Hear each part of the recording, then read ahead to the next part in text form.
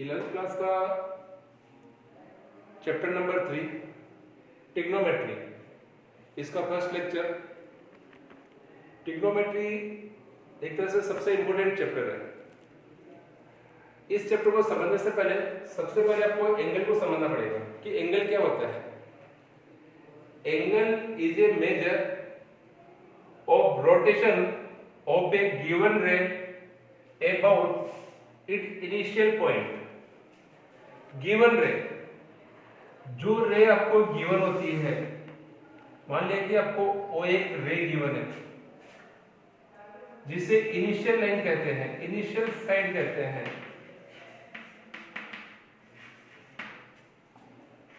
और इसका जो स्टार्टिंग पॉइंट है उसे इनिशियल पॉइंट कहते हैं। इस इनिशियल साइड का इस पॉइंट के अलोंग इसको रोटेट कराते हैं। ये इसको रोटेट कराएं। रोटेट कराने पे जो लाइन बनती है उसे टर्मिनल लाइन कहते हैं, टर्मिनल साइड। तो इनिशियल साइड और टर्मिनल साइड के बीच का जो अमाउंट है, इस अमाउंट का जो मेजरमेंट है इसे एंगल कहते हैं। और जिस पॉइंट पर ये रोटेट हो रही है उसे वर्टेक्स कहते हैं। तो angle is a measure of rotation of given रे। गिवन रे मींस इनिशियल साइड अबाउट इस initial point. Initial point means vertex. तो रोटेशन के बाद में जो लाइन फाइंड होती है उसे टर्मिनल साइड कहते हैं। उनके बीच का जो ये अमाउंट है, इस अमाउंट को एंगल कहते हैं। अगर आप ये जो टर्मिनेट साइड है ये एंटी क्लॉकवाइज डायरेक्शन के अंदर रोटेट हो रही है,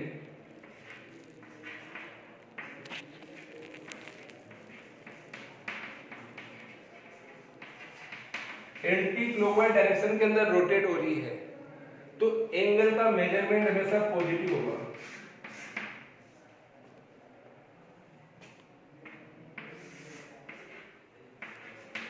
अगर इस टर्मिनल साइड का रोटेशन क्लॉकवाइज हो रहा है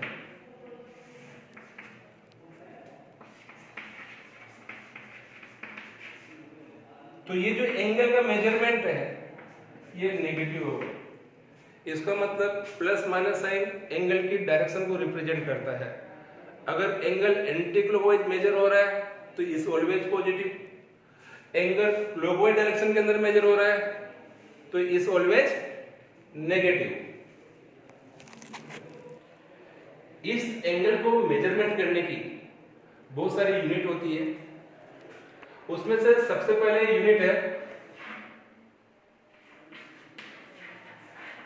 डिग्री।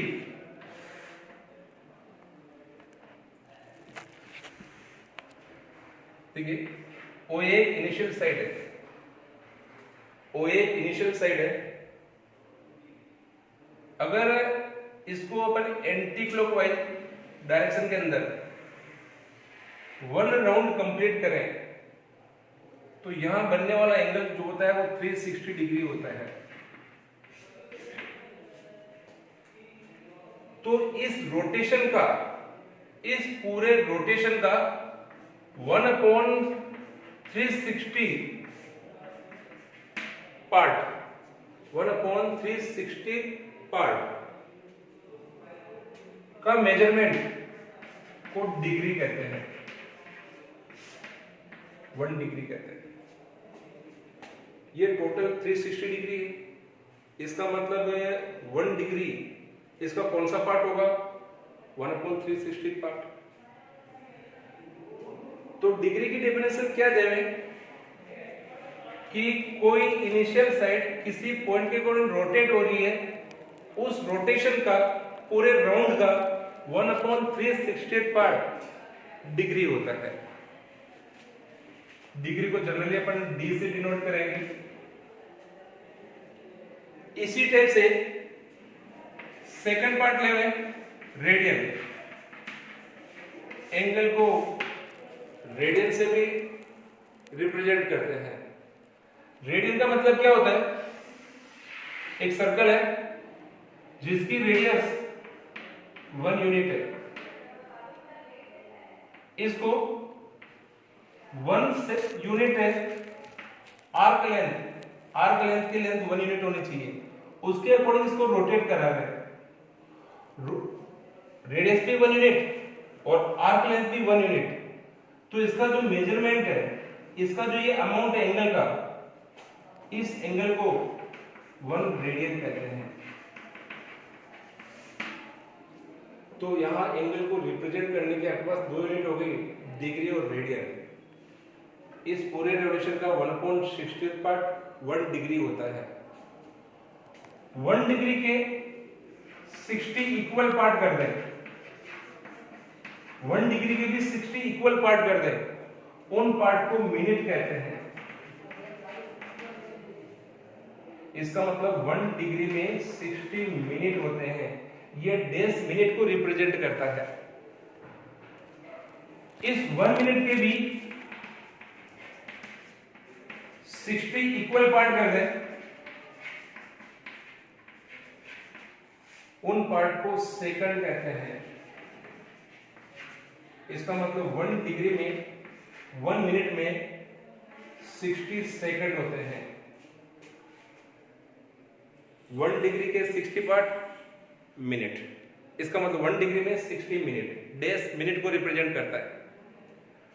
1 मिनट के 60 इक्वल पार्ट सेकंड, इसका मतलब 1 मिनट में 60 सेकंड होते हैं। क्लियर है? एक और यूनिट होती है ग्रेड, जो आपके कोर्स में नहीं है, फिर भी आपको याद रखना है कि किसी भी एंगल को रिप्रेजेंट करने की 3 यूनिट होती है, degree, radian and grade.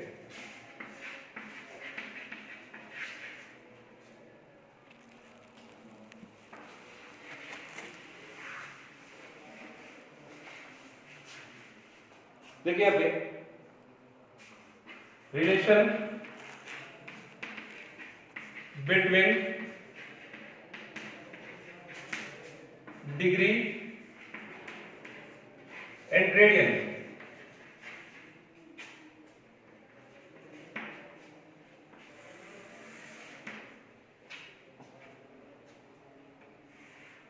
This is right angle.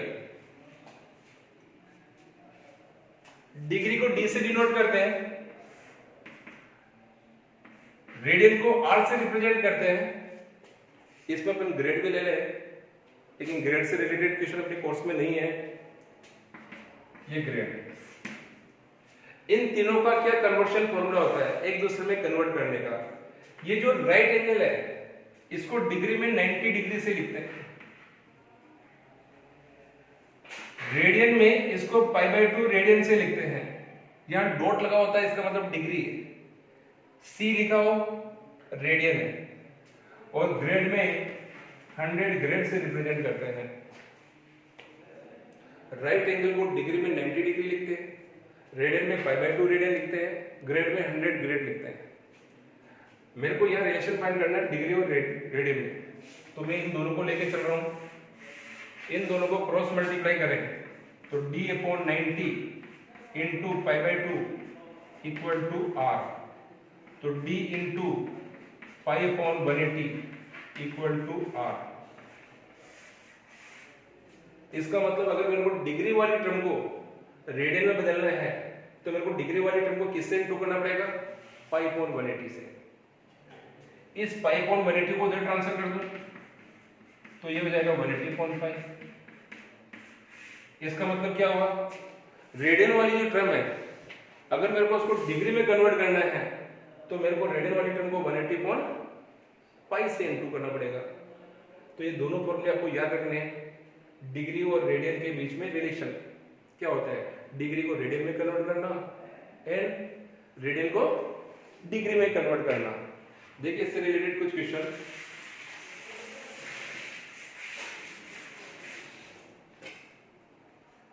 First question number 1,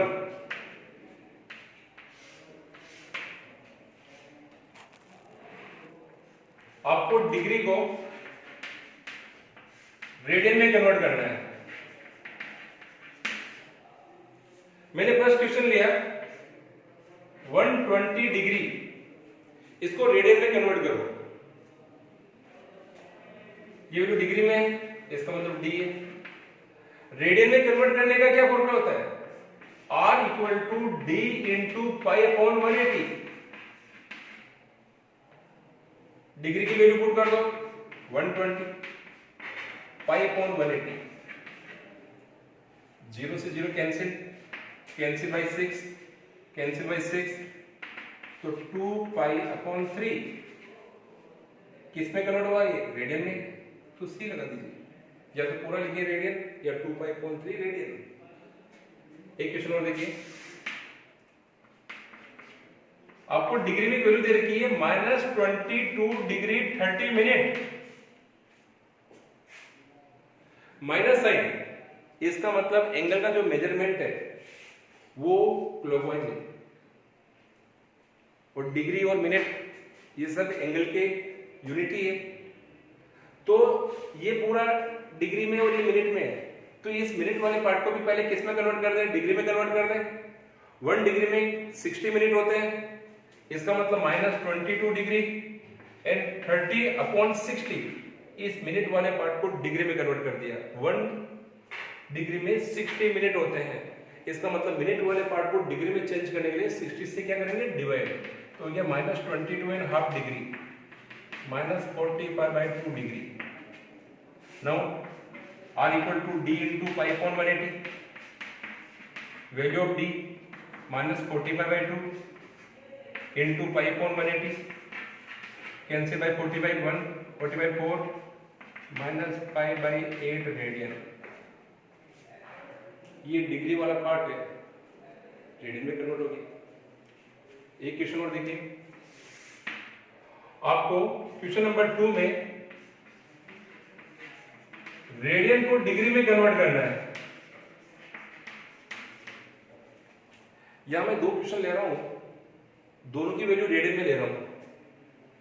first R equal to 4π/3 और एक ले रहा हूं मैं R इक्वल टू 4/3। देखो दोनों में अंतर क्या है? मैंने एक में पाई लिया और एक में पाई नहीं लिया। डिग्री में चेंज करना मेरे को, तो D इक्वल टू होता है R into 180 upon pi, D equal to R into 180 upon pi. R की वैल्यू पुट करो 4π/3, 180 अपॉन पाई, पाई से पाई कैंसिल, 3 से कैंसिल 60, 240 डिग्री। इस क्वेश्चन में पाई था तो पाई से पाई कैंसिल हो गया, डायरेक्ट आंसर आ गया। लेकिन यहां देखिए, जब मैं R की वैल्यू 4/3 पुट करूंगा तो यहाँ पाई कैंसिल नहीं हो रहा है, क्योंकि यहाँ पाई है नहीं, पाई नहीं है, और डिग्री वाले आंसर को कभी पाई में नहीं रखना है, तो आपको इसको सिंप्लीफाई करना पड़ेगा। ये कैंसिल हुआ 3 से 60 तो 240 अपॉन पाई, और पाई की वैल्यू 22/7, 7 को ऊपर ट्रांसफर कर दिया। यहाँ 2 से कैंसिल करें 11, 2 से करें 120, 840 अपॉन 11। ये डिग्री का पार्ट चल रहा है, अभी ये इम्प्रॉपर फ्रैक्शन के फॉर्म में है। इसको सिंप्लीफाई करते हैं, तो क्या करेंगे? 840 के अंदर 11 का डिवाइड करेंगे, 77 7 0 66 4। अब आगे 11 का 4 में डिवाइड नहीं हो रहा है, तो आपका आंसर क्या है? 76 डिग्री। लेकिन रिमाइंडर में कोई वैल्यू अगर रह रही है, और ये मिनट का पार्ट है, डिग्री का पार्ट है, और अपन जानते हैं कि 1 डिग्री में 60 मिनट होते हैं, तो इस वाले पार्ट को 60 से मल्टीप्लाई कर दें, तो ये हो गया 240। 1 डिग्री में 60 मिनट होते हैं, तो जो भी रिमाइंडर रहता है उसको मिनट में कन्वर्ट कर दिया 240। अगेन इसमें 11 का डिवाइड करो, 22 20 1 9, तो ये 21 मिनट। अगेन रिमाइंडर में कोई वैल्यू रह रही है 9, अभी मिनट का पार्ट चल रहा है, और अपन जानते हैं कि 1 मिनट में 60 सेकंड होते हैं, तो इस वाले पार्ट को किससे इंटू करेंगे 60 से, तो ये बन गया 540 और इसको 11 से वापस क्या करेंगे डिवाइड 44 9 99 तो 49 सेकंड। फर्स्ट टाइम डिवाइड किया तो डिग्री बना, रिमाइंडर को 60 से मल्टीप्लाई करके डिवाइड किया मिनट बना, फिर रिमाइंडर को 60 से मल्टीप्लाई करके डिवाइड किया सेकंड बना। अभी भी रिमाइंडर कोई वैल्यू रह गई है तो आपका आंसर हो जाएगा अप्रोक्स, और अगर रिमाइंडर 0 आ जाता है तो एग्जैक्ट आंसर। क्लियर? देखिए नेक्स्ट क्वेश्चन है,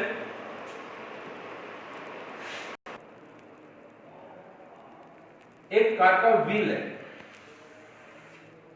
एक कार का व्हील है या लेट कर लीजिए फैन है, यह कार का व्हील 1 मिनट में 360 रेवोल्यूशन कंप्लीट कर रहा है। A wheel of car complete 360 revolution in 1 minute. तो बताइए 1 सेकंड में ये जितने राउंड कंप्लीट कर रहा है, जितने रेवोल्यूशन कंप्लीट कर रहा है, उसका एंगल रेडियन में कितना है?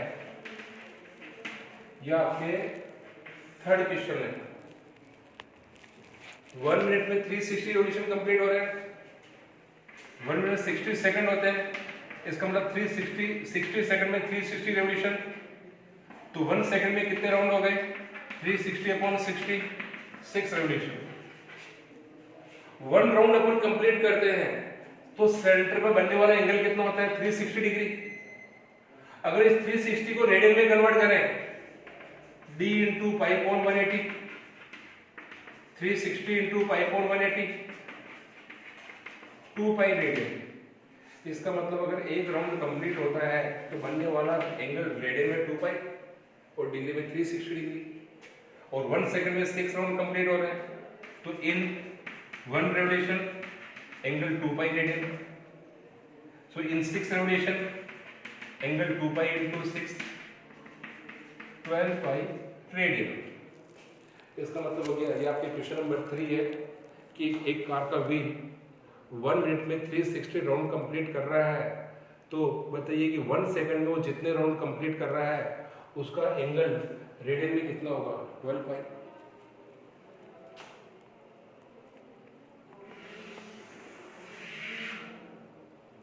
A circle with center is O.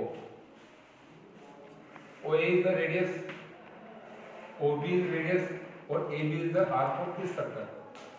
तो इस पार्ट को अपन कहते हैं सेक्टर। यहां से यहां तक इसकी arc length L, this is radius R और this is the central angle theta. तो इस थीटा R और L के अंदर क्या रिलेशन होता है? थीटा इक्वल टू होता है L upon R, arc length upon radius. इसमें थीटा की जो वैल्यू फाइंड होती है, theta is always in radian. Theta की वैल्यू इस फॉर्मूले में पुट करते हैं तो भी रेडियन में पुट करते हैं, फाइंड होती है तो भी रेडियन में फाइंड होती है, ये ध्यान रखना आप लोग। इससे रिलेटेड क्वेश्चन एग्जाम में कैसे पूछे जाते हैं? आपकी बुक में एक फोर्थ क्वेश्चन दे रखा है, क्वेश्चन नंबर 4। एक सर्कल जिसकी रेडियस 100 सेंटीमीटर है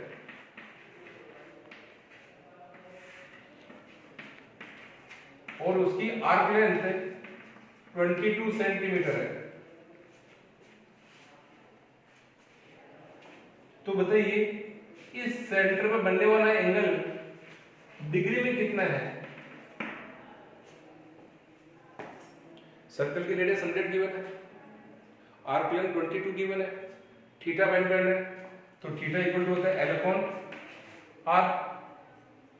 L की वैल्यू 22, R की वैल्यू 100।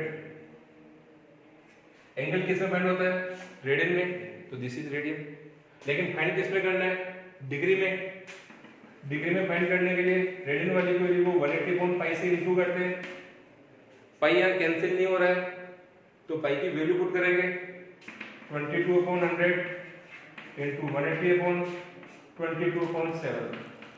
22 से 22 कैंसिल, 0 से 0 कैंसिल, 2 से 5, 2 से 9, ये हो गया आपकी 63/5 डिग्री।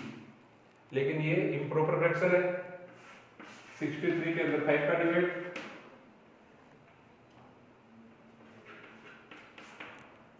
12/3 डिग्री। इसको किससे इंटू करेंगे? 1 डिग्री में 60 मिनट होते हैं, तो मल्टीप्लाई बाई 60 तो 180, अगेन डिवाइड बाई 5 36, तो 36 मिनट, और एग्जैक्ट डिवाइड हुआ तो आपका आंसर क्या होगा? 12 degree 36 minute exact.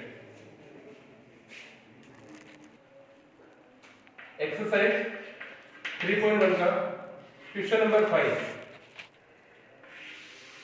A circle which diameter is 40 centimeter, so radius is 20 centimeter, and a chord AB which length is also 20 centimeter, the length of chord is also 20, radius is 20. It means this triangle is equilateral triangle, OA equal to OB equal to AB. So triangle ABC is equilateral triangle, और in equilateral triangle each angle equal to 60 degree, 60 degree, और convert in radian, multiply by pi upon 180, so pi by 3 radian।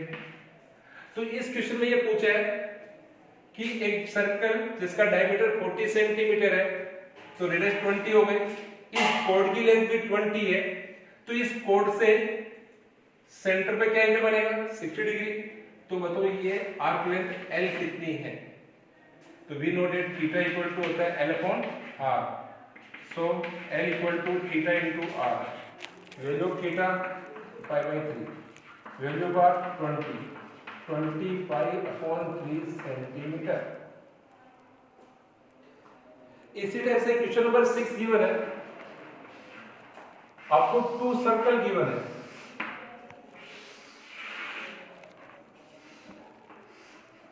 In 2 circle के अंदर late click AB और CD arc length given है। इस question में यह पूछा है कि इस आर्क लेंथ जो दोनों सर्कल में इक्वल है, इक्वल आर्क लेंथ, तो इसकी भी L और इसकी भी L, इनका सेंटर पर बनने वाला एंगल 60 डिग्री है और सेकंड वाले का सेंटर पर बनने वाला एंगल 75 डिग्री है। तो बताओ दोनों सर्कल की रेडियस का रेशियो कितना है? फाइंड R1:R2, रेडियस का रेशियो पूछा है। तो यहां देखिए, इस सेंटर को मैं P लेट कर लूं, इस सेंटर को Q लेट कर लूं, तो first circle we know that theta equal to L upon R होता है, तो यहां से R इक्वल टू आ गया L by theta for first circle. First circle में R की जगह क्या पुट करेंगे? R1, L की जगह L, थीटा की जगह theta 1। For second circle, second circle में R की जगह R2, L की जगह L, थीटा की जगह थीटा 2। तो यहां से अपन को R1 अपॉन R2 फाइंड करना है, तो L अपॉन थीटा 1 के अंदर L अपॉन थीटा 2 का डिवाइड कर दिया, तो L upon theta 1 into theta 2 upon L से L, तो थीटा 2 अपॉन थीटा 1 75/60। क्योंकि यहाँ रेशियो फाइंड कर रहे हैं, और रेशियो जब भी फाइंड करते हैं तो यूनिट सेम मेजर टाइप की होनी चाहिए। अगर एक डिग्री में तो दूसरी भी डिग्री में होनी चाहिए, एक रेडियन में तो दूसरी भी रेडियन में होनी चाहिए, तो दोनों को डिग्री में रख सकते हैं। 15 से कैंसिल 5, 15 से कैंसिल 4, तो आपका आंसर हो गया 5:4। उनकी रेडियस का रेशियो कितना है? 5:4। एक क्वेश्चन और लेना पे, क्वेश्चन नंबर 7। एक घड़ी का जो पेंडुलम है, एक घड़ी का जो पेंडुलम है जिसकी लेंथ 75 सेंटीमीटर है, 75 सेंटीमीटर है, इसके वन पॉइंट को फिक्स करने के बाद तो घड़ी का जो पेंडुलम है उसकी लेंथ 75 सेंटीमीटर है। इस पेंडुलम जो है ये 10 सेंटीमीटर डिस्क्राइब हो रहा है, 10 सेंटीमीटर डिस्क्राइब हो रहा है। तो इसका जो डिस्क्रिप्शन पार्ट है, इससे इस पॉइंट पर बनने वाला एंगल फाइंड करो, थीटा, रेडियन में। तो ये 75 सेंटीमीटर इसकी क्या हो गई, रेडियस हो गई, और ये इसकी क्या हो गई, आर्क लेंथ हो गई। दोनों theta equal to L upon R, L की वैल्यू 10, 75 कैंसिल बाय 5, 2 अपॉन 15, और आंसर किसमें आएगा, रेडियन के अंदर। तो ये आपकी पूरी एनसीईआरटी की 3.1 एक्सरसाइज कंप्लीट है। तो अभी इस चैप्टर में अपन ने क्या क्या पढ़ा था, एंगल की डेफिनेशन क्या है, एंगल का मेजरमेंट किस किस में करते हैं, डिग्री में कैसे करते हैं, रेडियन में कैसे करते हैं, दोनों को एक दूसरे में चेंज कैसे करते हैं, एंगल पॉजिटिव इधर होते हैं एंटी क्लॉकवाइज डायरेक्शन में, नेगेटिव का मेजरमेंट किधर होता है, क्लॉकवाइज डायरेक्शन में। उसके बाद इस सेक्टर के अंदर आर्क लेंथ, रेडियस और सेंटर में बनने वाले एंगल के बीच में क्या रिलेशन होता है, उससे रिलेटेड क्वेश्चन कौन कौन से हैं, तो ये सब आपको आने चाहिए।